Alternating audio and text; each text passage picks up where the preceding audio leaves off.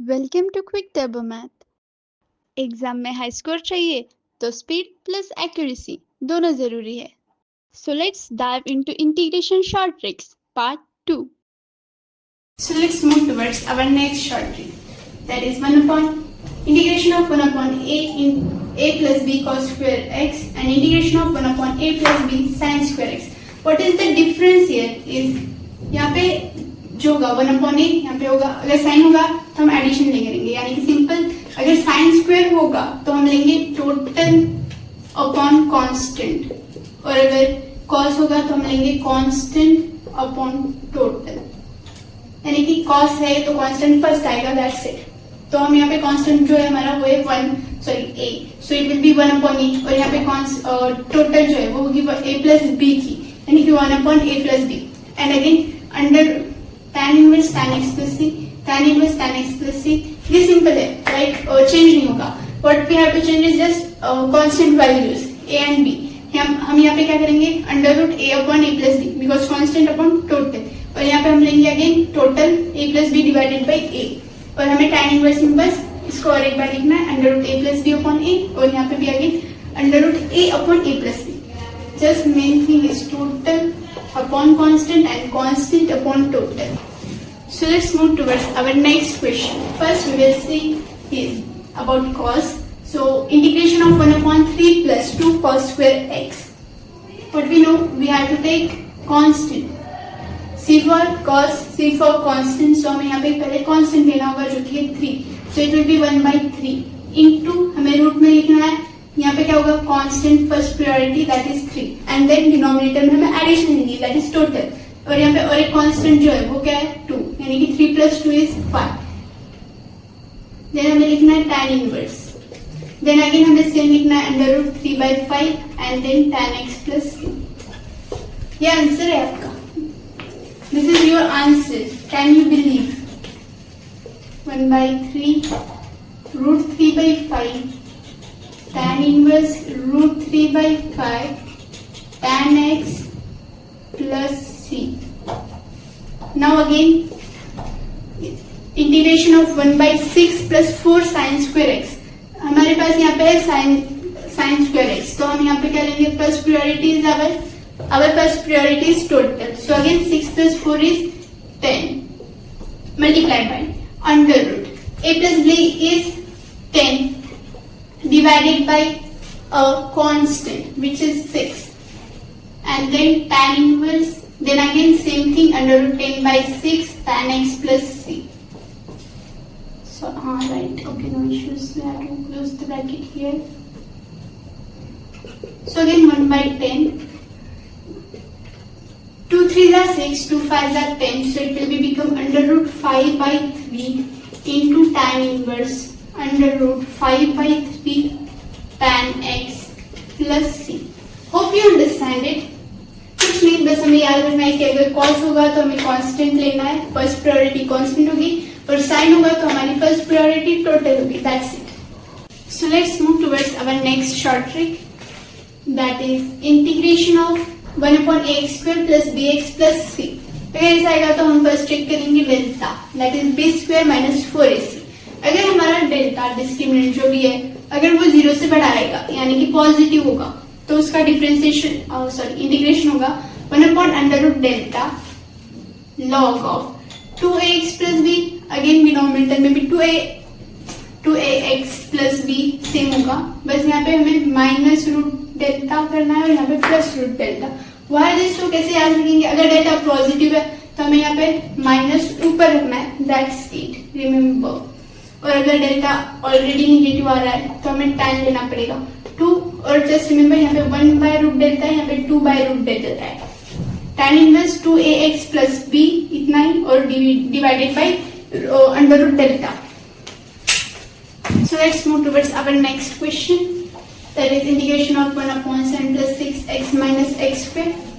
As you can see, this is a quadratic equation. तो हमें बस देखना पड़ेगा कि हमारा डेल्टा कैसा है। So for that we have to find b square minus 4ac. So what is b? That is 6 square. 6 square is 36 minus 4 into a जो होगा वो x square का कोएफिशिएंट होगा जो कि है -1, and then c, that is 7. This minus minus will be get plus, and 7 4s are 28. What is the 36 plus 28? 64. यानी कि b स्क्वायर माइनस 4ac हमारा 64 आया, विच इज पॉजिटिव, यानी कि हमारा डेल्टा जो है वो ग्रेटर देन 0, यानी कि हम फर्स्ट केस अप्लाई करेंगे. So what will be our integration? 1 by root under root delta. What is delta? 64 into what we have delta. If we have delta greater than 0, we will take log. So here our delta is greater than 0, so we will take log 2ax plus b. We know 2ax plus b minus under root delta and divided by plus under root delta. So we will put the values. What is the value of a? That is minus 1. So it will be minus 2x. Then plus b. What is the value of b? That is 6. Again minus 2x plus 6. And again minus under root 64 and plus under root 64. We know under root 64 is 8.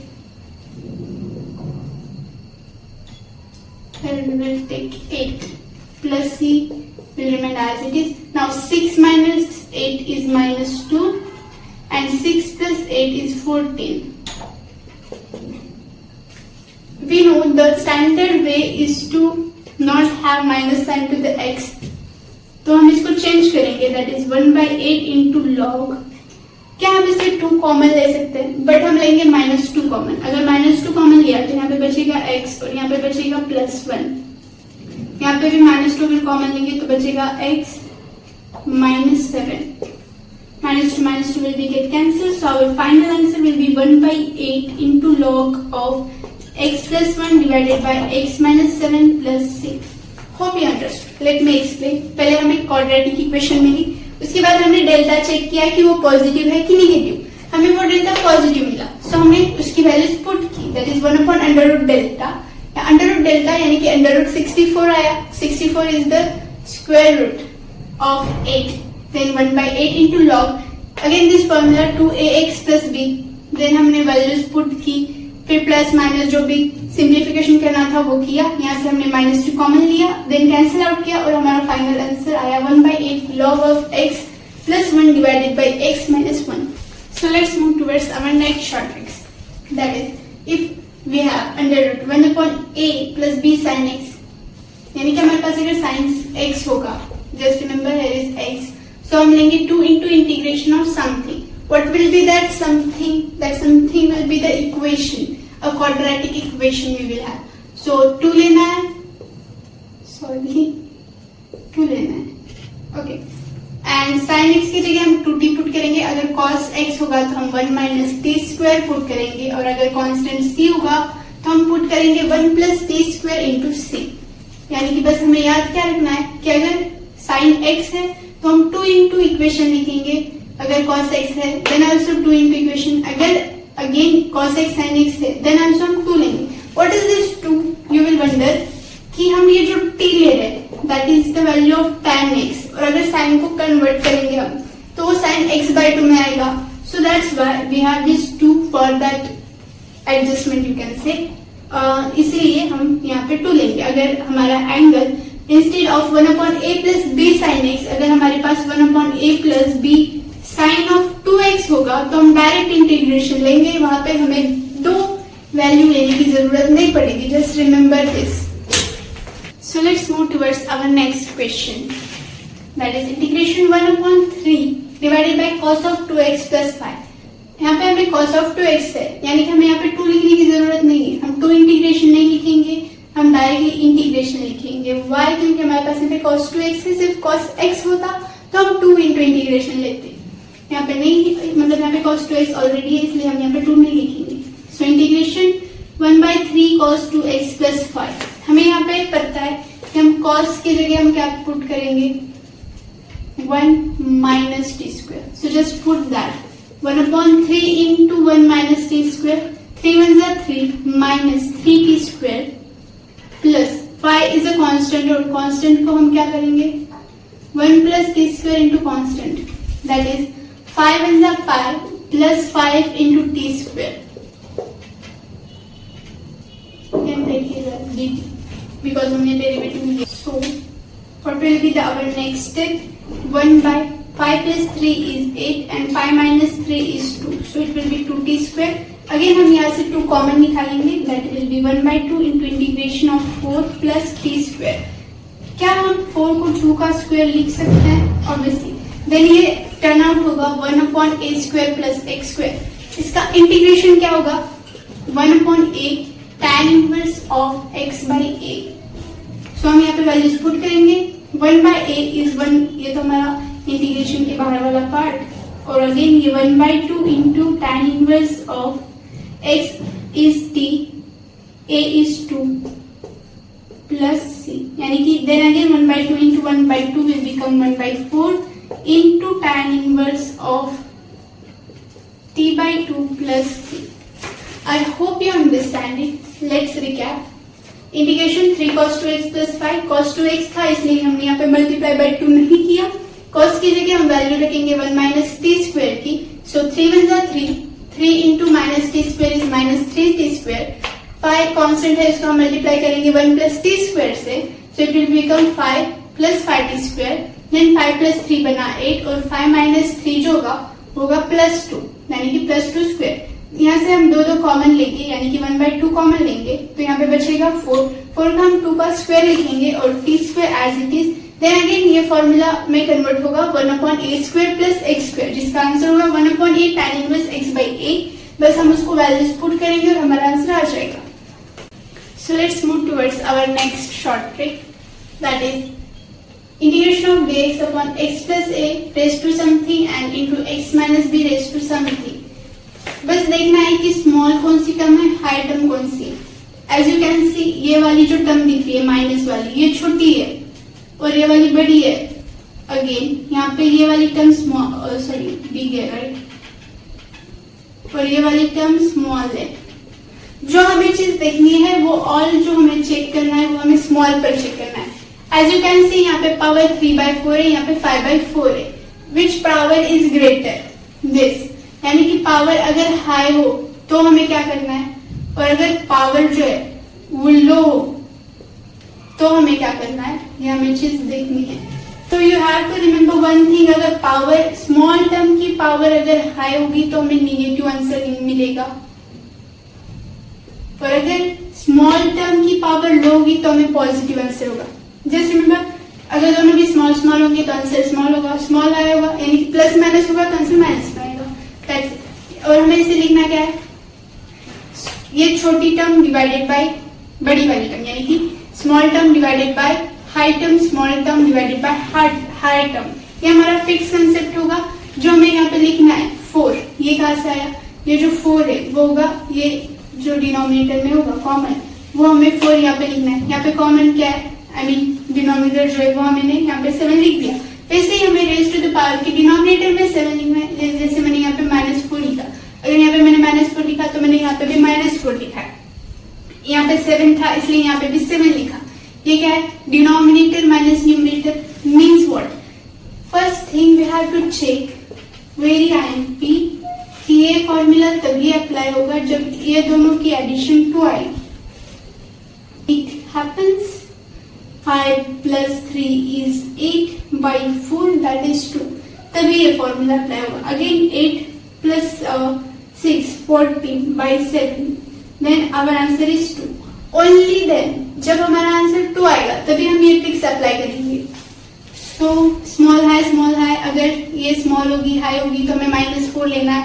यहाँ पे भी -4 लेना है. यहाँ पे denominator minus numerator करना है यानी कि हमें बस डिफरेंस चेक करना है. 4 - 3 3 - 4 कितना आएगा 1. तो हमें यहाँ पे लिखना है. यहाँ पे भी 1 डिनोमिनेटर माइनस न्यूमरेटर 4 - 3 1 आया, 7 - 6 1 आया. सो हमें यहाँ पे 1 ही लिखना है. ओके आई मीन 1 नहीं लिखना है. जो हमारा डिफरेंस आएगा डिनोमिनेटर माइनस न्यूमरेटर का वो लिखना है और यही जो डिफरेंस होगा वो हमें यहाँ पे मल्टीप्लीकेशन में भी लिखना है और यहाँ पे a plus b यानी कि एडिशन करनी होगी. यानी कि ये दो जो टर्म्स होंगे हमारे हम उसकी एडिशन मल्टीप्लाई में लिखेंगे.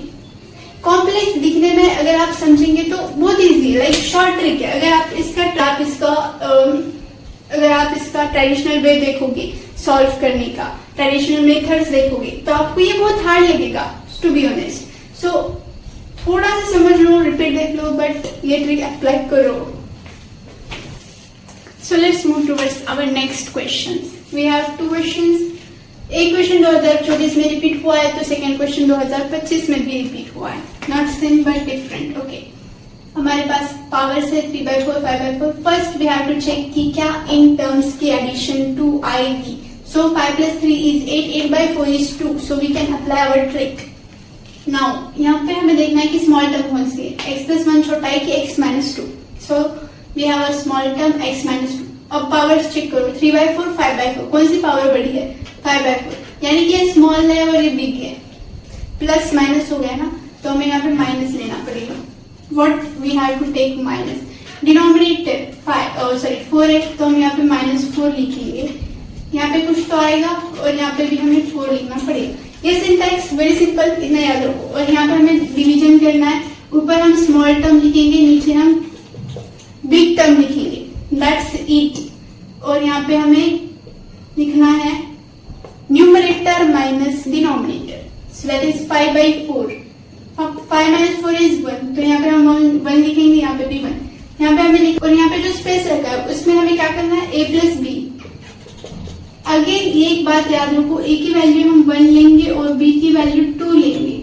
मोस्ट IMP पॉइंट, हम यहाँ पे -2 नहीं लेंगे क्योंकि हमारा फॉर्मूला है वही है. लाइक एक प्लस टर्म होगी और एक छोटी टर्म होगी, इसलिए हम यहाँ पे -2 नहीं बल्कि +2 ही अप्लाई करेंगे. सो 1 + 2 विल बी 3.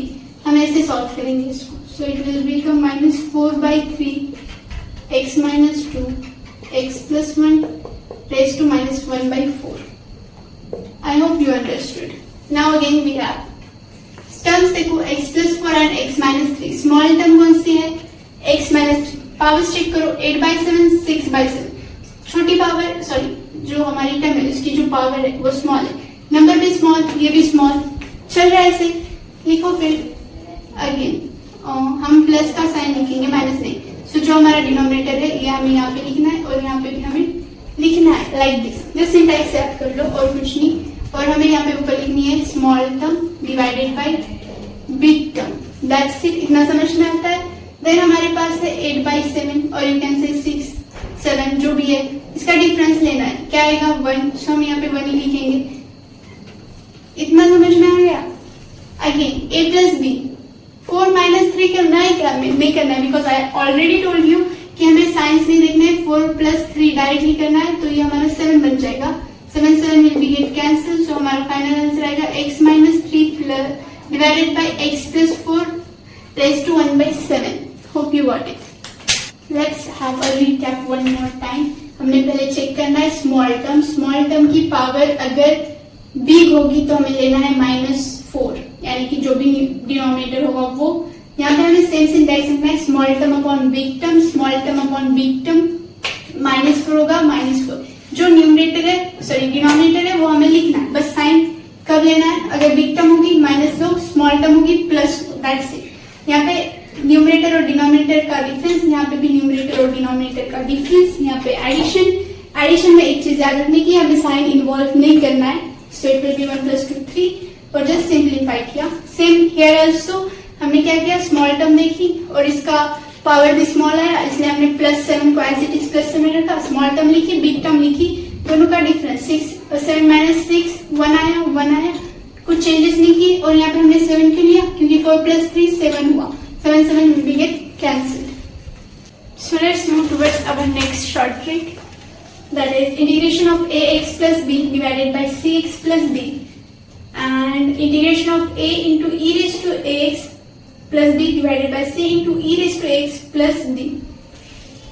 बस डिफरेंस है e के पावर का, that is exponential. अगर हमारे पास नॉर्मल होगा तो हम a/c into x लेंगे और अगर हमारे पास एक्सपोनेंशियल होगा तो हम bd लेंगे. I mean b/d, यानी कि a/c b/d. ad - bc, ad - bc, यानी कि हमारे पास सेम चीज कितनी है? log of cx + d, log of cx + d. What is cx + d? It is nothing but the denominator as it is. log of cx + d. ad - bc, same. अगर normal होगा a/cx into c² और यहाँ पे b/dx into cd. c² है, cd है, a/c है, b/d है. बस इतना याद रखना है. Just simple. So let's move towards our next questions. First we have exponential 4 into e raised to x minus 25 divided by 2 into a raised to x minus 5. So we know if we have exponential, we will take b by d, and if we have normal, then we will take a by c. So b by d, first this is a, b and c and d. We will take b by d, that is minus 25 divided by minus 5 into x. Then what we have, ad minus bc. 5 minus 5 into 4 is minus 20, minus 25 into 2 is minus 50, minus of minus 50, divided by c into d, that is minus 10, and then again we had into log of the denominator, that is 2 into e raised to x minus 5 plus c. Let's simplify. 5 minus minus will be get cancelled, 5 is up 5, and 5 is 25, that is will be 5x. And here minus minus will be become plus 50. 50 minus 20 will be become 30 divided by 10, and this minus will remain as it is, so it will become minus 3 into log of 2 e raised to x minus 5 plus c. I hope you understand this calculation. Then again we have normal form 5x minus 3 divided by 6x plus 1. Here we don't have exponential, so we will take a by c. A is 5, b is 6 into x. Again, ad minus bc. 5 ones are 5, minus 6, 3s are 18, that is minus 80, divided by c square, that is 36, into log of the 6x plus 1 plus c.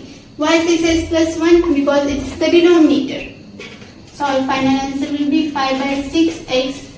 5 minus minus 18, that is 5 plus 18.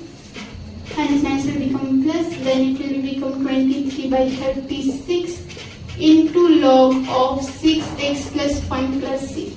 So let's have a recap. If we have exponential, we will take b or d, and if we don't have the exponential, we will take a by c. And just normal next calculation, just